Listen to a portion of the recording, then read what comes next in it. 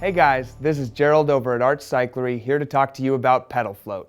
Pedal float is the amount that your foot can move when it's clipped into your pedal. The degree of float is how much to the left or right your foot can move when clipped in. Now, when you're choosing the proper float for your pedal, you want to keep a few things in mind. Firstly, you want to keep in mind your individual foot.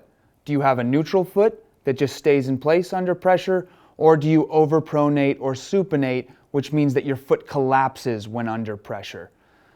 If you have a non-neutral foot, then you want to find a pedal float that stabilizes, so less float to correct that motion. If you have a neutral foot, you can use almost any pedal because your body naturally stabilizes. When you're picking the type of float that you want or how much float you want, two concerns are paramount.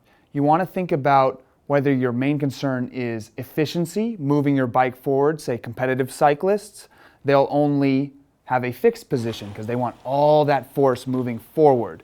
Whereas more recreational or people with injuries would want more float because they want more comfort. So allowing that foot to move left and right so you don't put strain on that knee.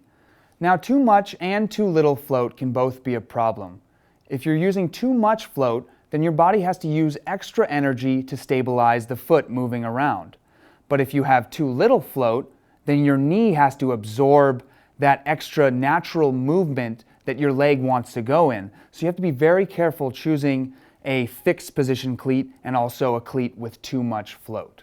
The best way to determine the right float for you is through trial and error. You can always change out parts relatively inexpensively or just adjust the float there. You want to maximize both efficiency and comfort.